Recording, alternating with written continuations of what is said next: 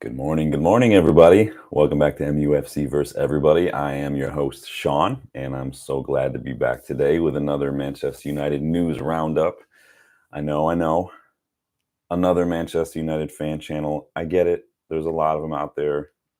Like, literally, you close your eyes, throw a rock, and hit one, but that's okay. I'm just another one for everybody to stop by and check out. Hopefully, share your thoughts, get involved, and more people, more channels talking about United can't be a bad thing, right? We are the biggest club in the world, and I think the fact that there are so many fan channels, there are so many content creators out there, I think that again just exemplifies that. And so I'm happy to be a part of that. I'm proud to be a United fan, and I'm just so excited to be able to sit and share my thoughts, get your thoughts, and just talk about United, about football in general. It's something that I love, something I'm passionate about, something I know you guys are passionate about.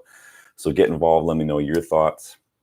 I love a back and forth. I love a dialogue. I love arguing, disagreements. There's nothing wrong with that. That's one of the most normal parts of being alive, right? So before we do get started today in what is shaping up to be a really big news day for United, at least, hit that like button for me, please.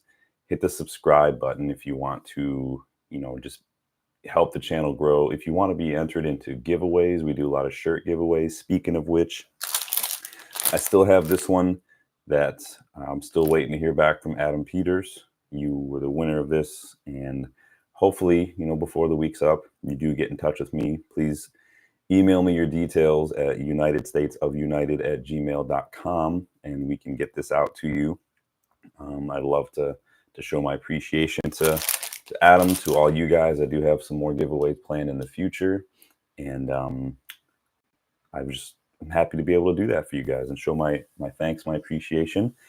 Don't be afraid to get involved in the live chat. Don't be afraid to leave a comment on the video after the fact. I do respond, I do engage, and I do just love seeing that. So let's get stuck in, because this is a big news day. First and foremost, let's talk about the bullshit-sized elephant in the room when it comes to our transfer business and Sir Jim, and specifically our center back search. So Fabrizio Romano last night sort of dropped a bomb, kind of just threw a big grenade into the United Twitter sphere, basically, regarding our center back search. So obviously we've been heavily linked with quite a few center backs right now. Gleason Bremer, Jared Branthwaite, Lenny Yoro, and Jean-Claire Todibo. But Romano, in an exclusive, he stated that United's deal for Jean-Claire Todibo is currently off and is in fact unlikely to even happen and be a possibility. Now, this is according to Romano as per UEFA ruling, stating that we're not allowed to do that. Apparently, the talks for Todibo were advanced with everybody involved. Todibo wants to join United. He was eager, but UEFA have ruled that since both United and Nice were under the same ownership and competing in the same European competition, the Europa League next season, that we won't be able to sign him. I call bullshit. I call bullshit on this. Months ago, Manchester City signed a player owned by Troy, if that's how you pronounce it. I'm not French, so forgive me, who was on loan at Girona. So Savio, the winger. And people are like, well, Troy, both clubs are part of the City Group. The City Group own Troyes, they own Girona, and obviously they own Man City. All of them are owned by the same owner. Anyone want to talk about Benjamin Sesko? Salzburg and Leipzig both have a giant red horned animal as their crest, as their mascot, as their owners, all of the above, and they're able to make that deal happen. So why is it that, all of a sudden that the rules just start applying to United? I think that is complete crap. And I think it's crap that we're just now finding out about this.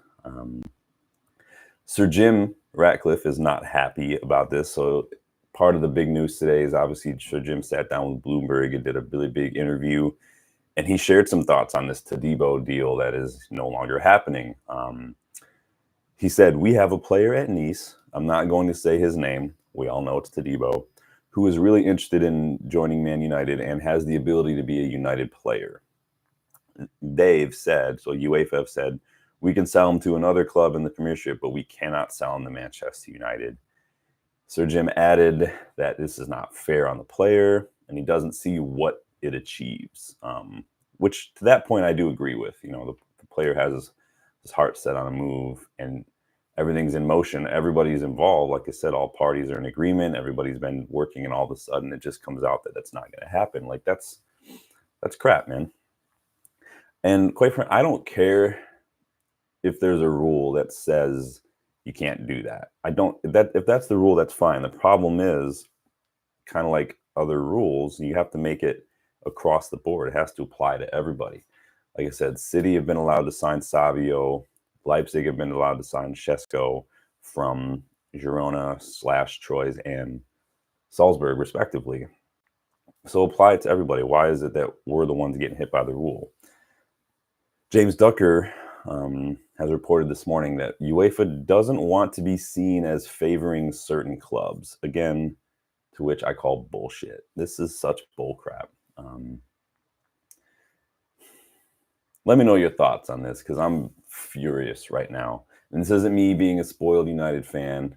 It's just, again, it's like handball rules or penalty, whatever decisions, you know, that are inconsistent in the Premier League. Like, this is an inconsistent rule. And so you either have to let everyone do it this summer and then decide moving forward that no one's going to do it, or you have to tell City and Leipzig, no, you can't do these deals because United can't do this.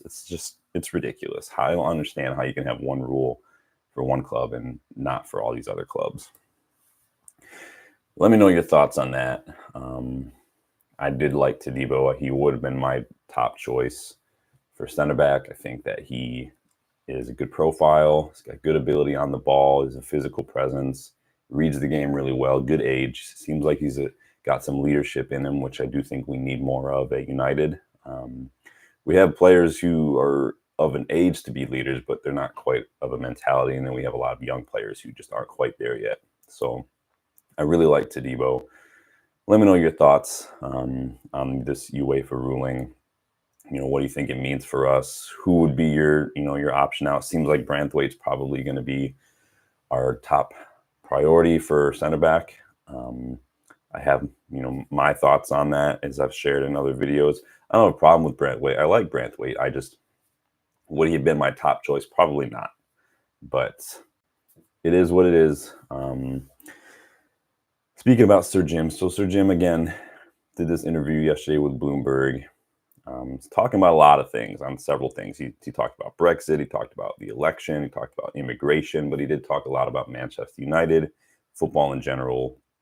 And basically the gist is, Sir Jim is a Manchester United fan. Despite what people say, people are going to sit there and say, well, he had a Chelsea season ticket. Yeah, I'm sure he's not the only business owner in England who had a season ticket to Chelsea or Arsenal or City or Spurs or whoever, or Liverpool.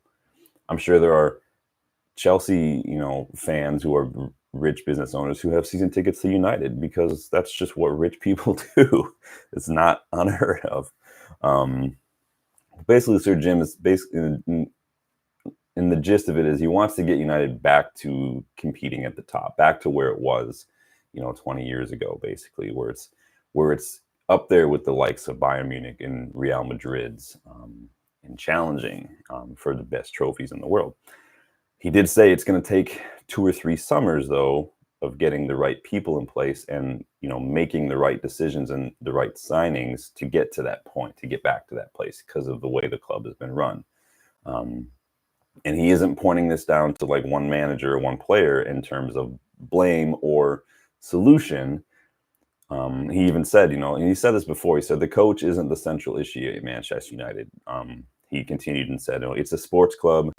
It needs to be competitive. It needs a degree of intensity, but with a supportive side to it, because you are dealing with players who are relatively young. It hasn't had that type of environment historically. The solution isn't to buy an Mbappe. One player won't solve Manchester United's problems. And he's right, and I think that's been the issue for us since Sir Alex retired and since David Gill left, is United's been run by just inept, incompetent people who have no clue what they're doing, but yet these people make the most important decisions at this club. And it has seemed like they've kind of gone about the decision making as far as transfers and managers goes as this manager, if we sign this manager, everything will be better. If we bring in this one player, everything will be better. And it just hasn't worked out because it's such an idiotic plan, an idiotic way of doing things. It's not the way you do it. They were hoping to maintain where they were when Sir Alex left, like winning the Premier League and stuff. And they thought that we just need to do the bare minimum to maintain. But and this again, this is, I don't understand how these people got to these jobs, because that's like 101 level mentality. Doesn't take long to realize that that's not a good idea. And it apparently, but for a decade, that's the way we've been doing things. So good. Once it hits your lips, it's so good. So Sir Jim is hopeful, but he's also very realistic about the work that needs to be done to get United back to the top. So he said, there's room for improvement everywhere we look at Manchester United, and we will improve everything. We want to be where Real Madrid is today, but it will take time. He admitted, Sir Jim, that some of his decisions in this regard are likely to be unpopular, such as, we've seen a lot of outcry with his decision to do away with employees working remotely, cutting back on a lot of the lavish spending and perks as far as like employees go to like the FA Cup and stuff. We saw a lot of that get cut. He is making a lot of employees redundant. And again, it's kind of like the Ten Hag transfer power situation that I discussed the other day. It is not that we were operating at an optimal kind of normal ideal level and we're cutting down to be cheap. It's that over the last several decades under the ownership, things have gotten way out of hand. The spending has gotten out of hand because United want to maintain this appearance of being a big club without actually putting in the work. The transfers have been out of hand because we've had the wrong people in charge, and we've had so much manager turnover without a set structure in place that we've been signing players for each manager instead of having like a set structure and a system of checks and balances. Now, I say that with a caveat as well, because we know for a fact that a lot of our managers did not get the players they wanted. David Moyes didn't get all the players he wanted. Louis van Gaal, Jose Mourinho, Ole, Ten Hag. You can say that we've spent this much, but we haven't actually done a good job. So Ten Hag had more power only because we've had incompetent people in charge. Richard Arnold, John Murtaugh, Ed Woodward over the last decade. We're returning that to a normal level. It's not punishing Ten Hag. It's getting it back to the normal level and taking a lot of the responsibility off him, because managers at top clubs don't have that much say in transfers. Ten Hag's had to because he can't trust the people in charge. Sir Jim isn't going around and just being a Scrooge and a miser. The Glazers have tried to make this club look and feel a certain way without actually putting in the hard work and building a structure. They've put brand new paint on a building that's still, studs inside.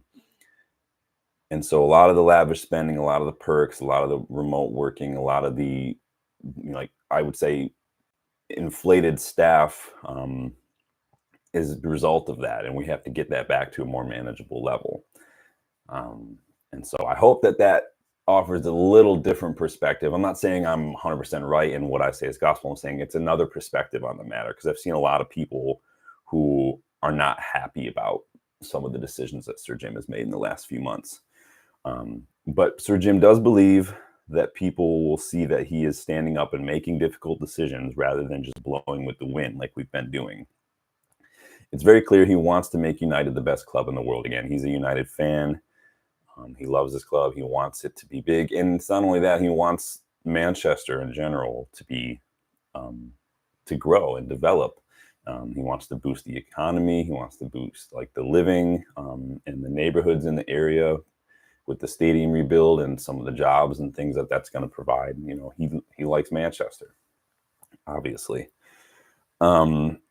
Echoing sentiments from a previous interview, Sir Jim was also critical of the way United's been run over the last decade, particularly the spending on transfers. So we know he was already reportedly not happy with like the Casemiro signing. Not that he's got anything personal against Casemiro, right? Casemiro was one of the best defensive midfielders in the world over the last decade. But it's the profile of player. We overpaid for him because we waited a very long time in the window. Remember, we signed Casemiro after we'd already lost a couple games. It was like mid to late August that we signed him, which isn't helpful. We overpaid for him. We paid him too much money, and he's 30 years old. Sir Jim is trying to get away from those kind of signings. He added in this interview that Manchester United's net spend since Sir Alex and David Gill's departure has been over $1 billion. And again, comparing Real Madrid, theirs has been 200 million. A lot of that, I think, is down to when Zidane was the manager. Zidane did not subscribe to the whole Galactico thing. He had good players. He wanted to sign and bring up young players. There were, I think, the only big signing under Zidane, and I think this was when he left, was Hazard, I think. But other than that, it wasn't a whole lot. Sir Jim adds in this interview, like he said, today Real Madrid have 6 or 7 players valued at over 100 million. United have none. And all that is to say, Madrid have also, built a whole new stadium too. And so a lot of that is not just down to finances. It's about decision-making, identification, recruitment, structure, all these things in place. So many fans have been in an uproar again since Sir Jim and Ineos have started to cut back on spending and have let players like Varane go for free while extending the contract of Johnny Evans. I've seen people call Sir Jim, just another Glazer puppet, or Ten Hag's a puppet, but Sir Jim's just another Glazer, just all about the money. Again, people need to remember it's not just about money, it's about decision making. It seems like we're cutting back on things, but only because poor decision making has let things get way out of hand. You just have to. Sir, you can call Sir Jim the bad guy for having to be the one to make that decision, but that's what it is. He knew all this coming into United, and he still wanted to do it because he still wanted to make it better, get it back to where it was. So to see someone come in, I don't know anyone who would be willing to do that. Would you be willing to come in and spend the kind of money and make the kind of hard decisions that you have to make to do that? Probably not. I know I wouldn't. Again, it's a decade's worth of poor decision making by inept people that put United in the position that we're in right now. Sir Jim and Ineos have to change the way United have been doing things, because the way we've been doing things has been shambolic, it's been embarrassing, and it's been incompetent. The sheer fact that amidst all that, like Louis van Gaal, Jose Mourinho, Eric Ten Hag have managed to win trophies in this environment is quite frankly, it's astonishing, in my opinion. But those are some of the key points from Sir Jim's interview. A lot of it, there's a lot more that has to do with like immigration, things like I said. It doesn't apply to me necessarily, obviously, because I'm an American, but go check it out. Bloomberg has the full kind of rundown on it. But that's pretty much the United and footy related stuff. But it is some big news. I'm not surprised. I mean, disappointed with UEFA's ruling on Todibo. I'm glad that Sir Jim has kind of spoken about it. Part of me would like to hope that that's not the end of it, that maybe we'll fight that, but I just don't think it's worth it. It's really too bad too, because like we said, Todibo wants to move. He would have been a good option, would have been a much cheaper option than like Branthwaite, who will probably be our top target now. And again, the fact that that's City and Leipzig can do the same thing, but and not have a problem, but we have a problem with is probably the most infuriating part. But it is what it is. Let's move on here with some transfer news, shall we? So, £60 million deal done. No, we haven't sold a player. This is coming from Footy Insider 24/7. Manchester United are set to receive a £60 million sponsorship payment, which will ease our PSR restrictions in July. So this is coming from our new shirt sponsor, Snapdragon, right? We've got no more Team Viewer starting at next month. It's going to be Snapdragon, new sponsor. We are set to earn $60 million per season from the deal, which is about 12 million to 15 million pound boost from our previous deal with TeamViewer per year. And that first payment will be included in our accounting, our financial period for next season, so July. So again, this is why when people are frustrated that we're not signing players, that clubs aren't really moving right now, it's because a lot of the clubs, because of the FFP, because of how strict it's been this last year, a lot of clubs are waiting till next month when the new accounting year starts. This is how Chelsea got away with the money with the Mason Mount deal, because it was counted on last year, not this year. And so I think we're waiting until that new period sets in, where that we get that new 60 million pound boost from Snapdragon and everything, and we can start flexing our muscle a little bit. But it is nice to get a little bit more money from that. I think a lot of people forgot that we were getting a new shirt sponsor, and that also meant that more money. So that's good news. That's a good boost. That's a Branthwaite right there, honestly. So that almost pays for itself right there. New shirt sponsor. That's a Branthwaite. That's how we're going to measure money these days. How many Branthwaites will that get you? About one. All right, cool.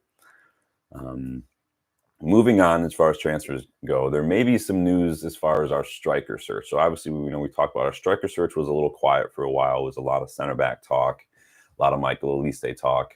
There was a little bit of talk about some strikers like Joshua Zirkzee, for instance, and that's who we're going to talk about now, because it looked as though Zirkzee's move to AC Milan was pretty much wrapped up, right? We saw reports that he wanted to stay in Italy, personal terms were agreed, and all that, and it seemed like we were moving on to other targets. But now it seems like things have hit a snag as far as that move is concerned. So it's sounding like his agent, I can't remember the guy's name, it's hard to pronounce, his agent wants a pretty hefty bonus from Milan, to make that deal happen. So it's roughly like a third of the transfer fee. So I think the transfer fee is like 35 million, and the agent wants like 12 million on top of that, which is just insane to me. But because of that, that's been kind of a stumbling block, and the negotiations overall have sounded like they've soured a bit, kind of leading to an impasse between Milan, Bologna, Zirkzee and his agent and everything. So Italian journalist Nick Cimarero is reporting that United have seized this opportunity to kind of swoop in and make contact with Zirkzee's agent. Now, the agent is a little more amicable with United. He's willing to cut down a lot on that bonus that he's set to receive, because it seems like United are offering Zirkzee a little bit better deal, maybe more wages, maybe more of an ideal package overall. And the agent is not willing to give Milan a lower bonus request, but he's willing to give us a discount. So that could be good news. James Ducker actually just this morning, just before I went live, I made sure to make a note of it. James Ducker with Telegraph has reported that we are preparing now to trigger Joshua Zirkzee's release clause, which is almost 34 million pounds. I believe it's like 33.7.8. So it's interesting. I know I've spoken about Zirkzee. I'm curious to know your thoughts on what you think about him, because that's not the only striker that we're linked with right now. So Pete Hall, who works with Reuters and Sky Sports, is reporting that United have also made contact with the representatives of Lille striker Jonathan David. He's Canadian. I think he's 23, 24 now. Had a good performances. He had like a good 2-year spell a couple of years ago, and it's kind of gone quiet. And supposedly he is available for roughly 25 million pounds, so a little bit less than Zirkzee. I think that now, we've gone from super quiet to now we're all of a sudden linked heavily with Joshua Zirkzee, Jonathan David. Both very good players, both very different players. Zirkzee, to me, is more of like what Harry Kane has turned into, or like a Benzema. He's more of a center forward and not kind of an out-and-out number 9. He spends most of the time a little deeper, getting more involved, almost like a false 9. He drops deeper to help create, help contribute to the build-up, that final phase of play a little bit. And he even puts in a defensive shift. His tackles and interceptions are actually pretty high for a striker. Whereas Jonathan David is more of a traditional striker. He's got more goals. He's more involved higher up the pitch. His link-up play in the final third. He is the final player, where Xerxes is more of that second to last players. And so both would be good additions. It's interesting to hear, again, a couple weeks ago, how we're reportedly looking for like an older striker, because I would love for Rasmus to learn a little bit from an older striker. And that's not completely off the table. You could still find some older strikers out there who could come in and do a job and be happy to maybe rotate. I think Wout Weghorst would have been a great person to have in the squad right now. We saw him the other day with that winner for the Netherlands. He does cause a lot of problems in the final third. He didn't get a whole lot of goals for United. I don't think he had one league goal at all during his loan spell here, but he can be effective. And I think that his movement in the box is something that Rasmus could really learn from. Obviously, Rasmus has already have good movement, but I think we can improve in that regard. And I think we've seen Weghorst's ability to hold up the ball as well. And I think if that's the way we're going to try to play Rasmus, which I don't think is his best attribute, I think that he could develop a little bit in that regard. But let me know your thoughts on Jonathan David. Let me know your thoughts on Joshua Xerxes. Who would be your pick? Is there another option you like? What do you think of these links? I like them both. I think they both improve us. It's hard to say which one I would prefer. There are other options out there I'd probably still want us to take a look at as well. Moving on to midfield. So this is coming from Fabrizio Romano. He has mentioned that United might be interested in West Ham midfielder Edson Alvarez. Obviously, the Mexican defensive midfielder has worked with Ten Hag before at Ajax before making the move to West Ham, where he's actually been really good. Romano is reporting that United are discussing Alvarez as an option to replace Casemiro. As I've mentioned in the past, I have watched Ajax for many years. I've liked Ten Hag for a long time. I watched a lot of the Eredivisie. I've always really liked the look of Alvarez. I thought he was a very, very good midfielder. He was one that I was hoping we were looking at a few years ago. Ten Hag trusted him as a physical presence in his midfield. Obviously, he's a bigger guy. He gets around the pitch. He drops back deep to make some blocks, some clearances. He can read the game well to position himself to do that. And I think that's the key. It's not just tackling interceptions, just your ability to read the game can put you in those positions. That's why I always thought Daley Blind got undue criticism, because people say he was too slow. Like, you would never notice that Daley Blind was slower, because his ability to read the game was so good. That's why he could play defensive midfield. He could play left back. He could play center back. He was a good center back for us because he can read the game and sense the danger where it's coming from, and put himself in a position to make a play. Of course, with Alvarez, if these rumors are true, it's going to raise eyebrows. Ten Hag being interested in yet another one of his former players is not going to go down well with a lot of the fan base. It's not going to go down with the media. Probably going to cause some frustrations. But if he is a good player, then what does it matter if Ten Hag's worked with him in the past, and if he can be got for a good amount of money? I think have West Ham identified a new manager yet? I know David Moyes is leaving. Let me look that up real quick. That's why we're live, right? So we can look at these things. Let's see if West Ham have a new manager. Okay. Lopetegui. So that was confirmed a few weeks ago. So they have Julian Lopetegui. Okay.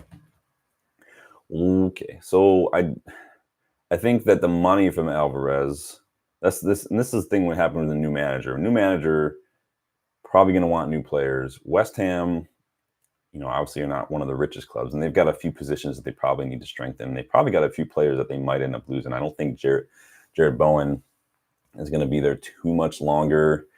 And obviously Alvarez could be on the move. I think that Lopetegui might want to sign somebody else, and getting some money from Alvarez might be appealing. Who knows? But I like Alvarez. He wouldn't be my first option. I'd probably go for Fofana with Monaco personally. But that's just me. But let me know your thoughts. What do you think on the rumors, linking us with another former Ten Hag player? What do you think of Alvarez in general? Did he look the part? I think he's very good. I think it's hard to look great in that West Ham side. They've not had a good season. But I do think Alvarez is very good. let's stick with midfield for another second here. So this is coming from Todibo Sport, Italian outlet. So they're reporting that French midfielder Adrien Rabiot is reportedly stalling on contract talks with Juventus because he's apparently holding out for Manchester United move. I really like Rabiot. I've mentioned him in the past. You remember we did that video on, those bargain signings that I wanted us to take a look at. If you haven't seen that video, go check that out when you're done here. Let me know your thoughts, and don't forget to hit that like button on that video if you could. But I really like Rabiot. I was watching him the other day with France, and he was all over the place, contributing to defense, contributing to the attack. He's dangerous. He's fast. He's a fighter. He's got energy. He doesn't quit. You want that in a player. He's a good age too. And I know we just sat there and talked about, Casemiro. Rabiot's only 28, and he's a free agent. Now I know. I've said many times, there's no such thing as a free agent. You've got bonuses, you've got agent fees, you've got all that stuff, and then the wages, obviously. Rabiot is probably going to want hefty wages, which hefty is relative. Obviously, we're not going to be doing any more of these 350 pound a week kind of things. Rabiot will probably get like 200 pounds a week, maybe 225 or something.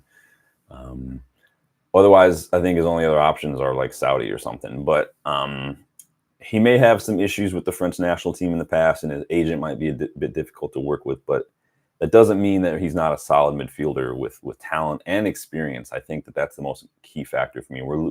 With Varane leaving, Casemiro potentially leaving, Eriksen leaving, we're losing a lot of the leadership and the experience in the dressing room. We still got Bruno, Rashford's up there. Lissandro is a good leader. Obviously, Onana, Harry Maguire, Johnny Evans. These guys are all good. Even Luke Shaw. Luke Shaw is, 28 now.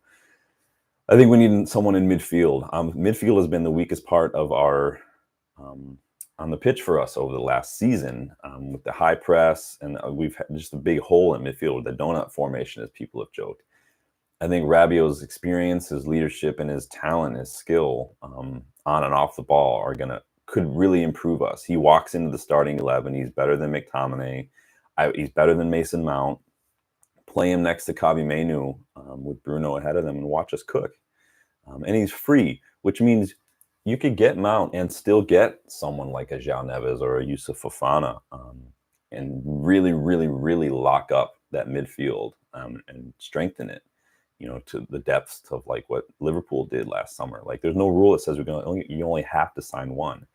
Like, I think that obviously money is a key. I think that, like I said the other day, extending Johnny Evans' contract after losing Raphael Varane probably means we're only going to sign one defender, and especially if we're looking at someone as pricey as Branthwaite and we're missing out on Todibo.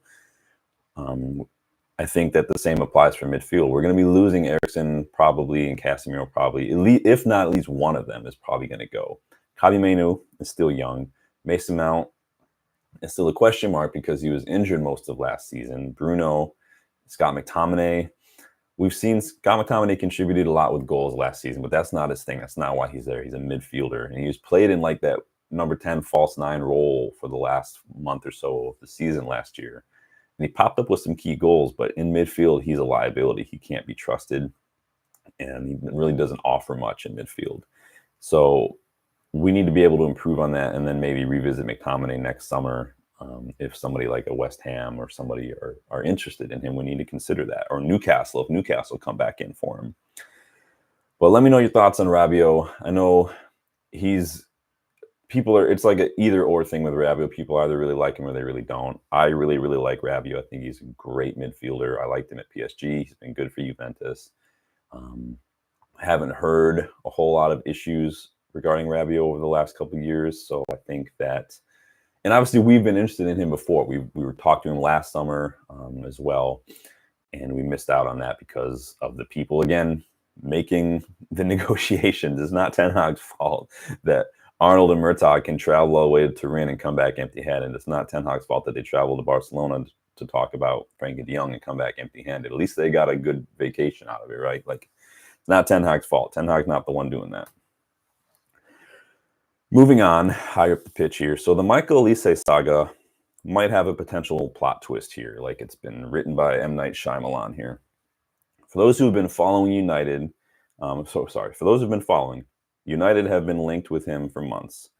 And Elise reportedly wants to move. He's a United fan. He's open to it. And then we saw Chelsea kind of swoop in the last few weeks, and it sounds like they've agreed personal terms as well. So it sounds like Elise wants out of Crystal Palace.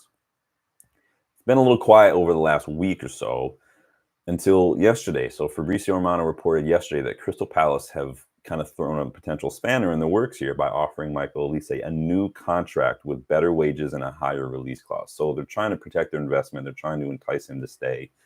To me, this kind of feels like Palace trying everything they can to tie down guys like Elise, Eze, or Marguehi for one more season at least, in hopes that Oliver Glasner can somehow qualify for Europe and maybe entice one or two of them to stay. Because I think for some of these clubs, these players at these bottom table clubs, they want to play in Europe. So I think Oliver Glasner shown that he might be the first Palace manager in a while to actually have that possibility. He won them 19 out of 21 possible points late last season. So over 7 matches, he won 19 points out of possible 21. So that may not be as far-fetched as it might have been a few years ago. And I think that if anything is going to potentially entice any of those 3 players to stay, it would be Oliver Glasner. I think if I had to guess now and say which one is for sure to leave, I'd probably put Elise at the top of that list. Where he goes is anyone's guess, but Palace might have swooped in and decided they want to make it more difficult. So we'll see what happens there. That transfer saga is not over. I don't think right wing is a priority for us right now, or at least a 70 million pound right winger is a priority for us. We've already had bad luck with that the last couple windows. But if we do sell Antony and Sancho, then I do think we need somebody, whether that's someone like Elise or someone like a Doué. I don't know, but we need to do something there. We were linked with Rooney Bargy for a while, but he tore his ACL, right? So he's going to be done for a minute. But we need to do somebody. We need depth. We don't have any youngsters in that position who are ready yet. So maybe there's some cheaper options out there that we can look at, like a Bino Gittins at Dortmund, or Sule, who's on loan, right? I think there's lots of options out there. So keep an open mind, but I think the Elise train has kind of come and gone, especially now with Palace trying everything they can to tie him down. So seems like he's Chelsea bound, but you never know. We do have some Mason Greenwood news as far as attackers go. So if you've been keeping up with Mason Greenwood news, Juventus reportedly want him. Valencia reportedly want him. But now it's also being reported by Charlotte Dunker that Lazio have actually submitted a £30 million bid for Mason Greenwood. Time Sport adds that we're actually going to be holding out for a $40 million total package for Greenwood. Rumor is too that Lazio are going to improve their offer with some more add-ons to kind of get their bid up closer to where we want. But we'll see. In any case, it does look like Greenwood's gone this summer. Obviously, the plan was last year to bring him back, and then a lot of outcry from the fan base saw United kind of pivot on that, and he went on loan at Getafe. He had a good season at Getafe. I think he was their player of the year. I don't know what your thoughts are on Greenwood. I've kind of made my thoughts known. I don't talk about the crime or anything. It's clear that he can't be here anymore, and he represents profit. So let's move him on, whether it's Valencia, whether it's Juve, whether it's Getafe, whether it's Lazio, wherever it is. Get him going. Let's get that profit. Add that to that £60 million boost from Snapdragon, and that's another $100 million in the transfer kitty heading into next summer. And when the new financial season starts in July, that's going to be a big boost for us. And I think that's what that's what a lot of clubs are waiting for. So hopefully we can get these things wrapped up in the next few weeks. I think you're going to see a lot of movement starting. It's going to be like a domino effect. We're going to see a lot of moves happening.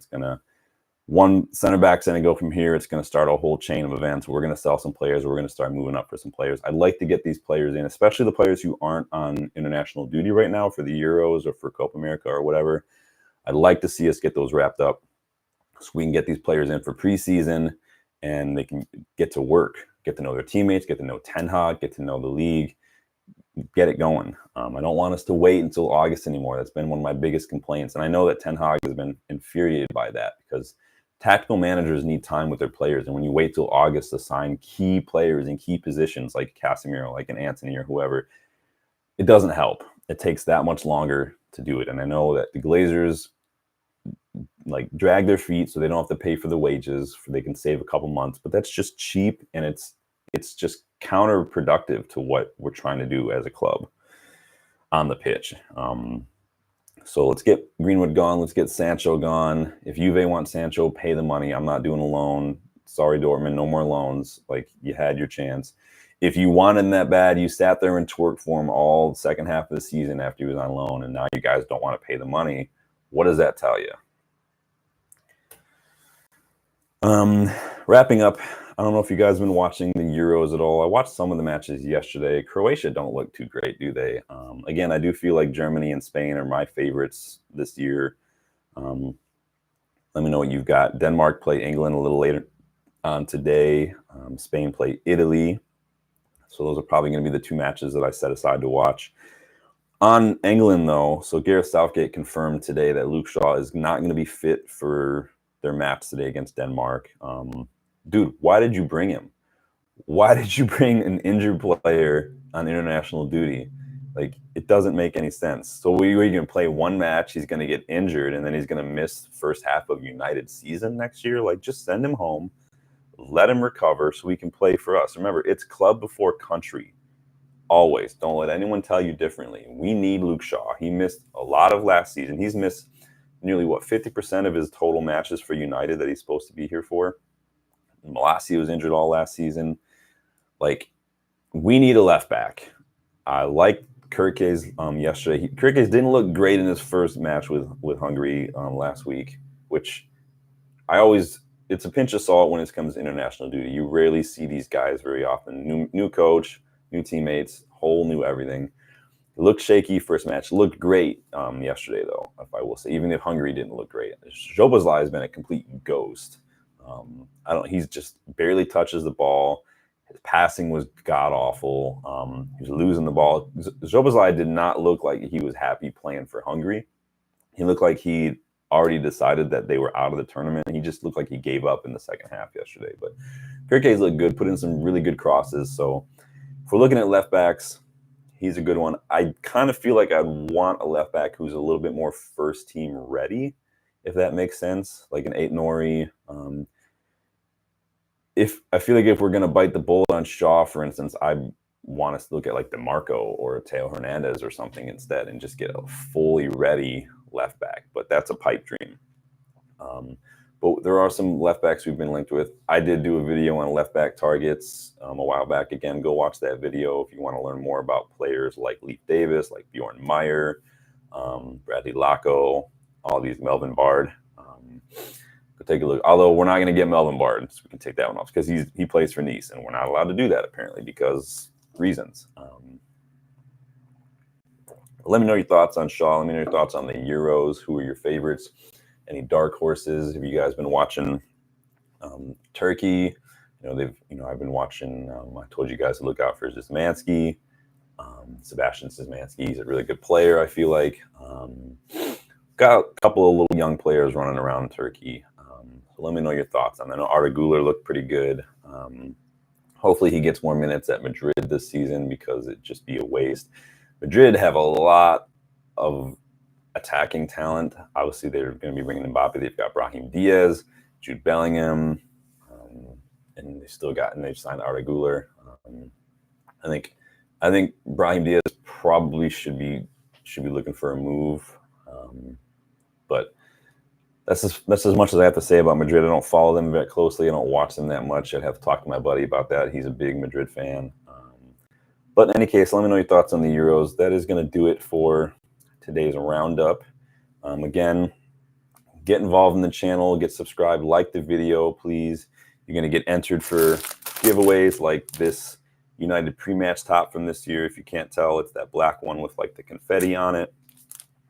That one did have a winner, but I've yet to hear back from Adam Peters on getting his contact info so we can get that out to him. So again, if I don't hear back by like mid next week, we'll do another round of giveaways for that pre-match top. I'm hoping that Adam does reach out and we do get him hooked up with that, but I don't want to sit here with this shirt all year round. So guys, the only way to get involved in those giveaways is to get involved in the channel. Like the video, subscribe, leave a comment. I'll respond to them all, and I enjoy seeing that. And I will see you guys on the next one, unless any late breaking news pops out. You know, I'll always pop up with that as well. But transfer window's starting pretty slow. The Euros have been pretty slow. So, and then obviously, you know, I have things going on as well. So as the channel grows and I see that more people are trying to get involved, I will make it more of you know, #1 priority. But I can only report on the news. So I'm hoping to do some other videos here soon. I was, you know, like I said, hurting my foot a couple weeks back kind of put a delay in a lot of things. It was really difficult for me to get around for a few weeks, and then it was really difficult for me to get up and down the stairs for a few weeks. This room is upstairs. I have a lot of stairs between me and here on a normal basis, so I didn't trust myself carrying a computer. So that did kind of put a big delay in things, but I'm much better now. I can't play right now. It's probably going to be another month or so before I can play again, because I did tear ligaments in my foot. But it is better, so I appreciate all the thoughts and prayers and support there. But I'm happy to be back and working again with you guys. Hopefully you're going to get some other unique videos popped up. So until then, enjoy your week, enjoy the Euros, and keep an eye on the news. And I will be back here to report it and share my thoughts. Thanks again. Later.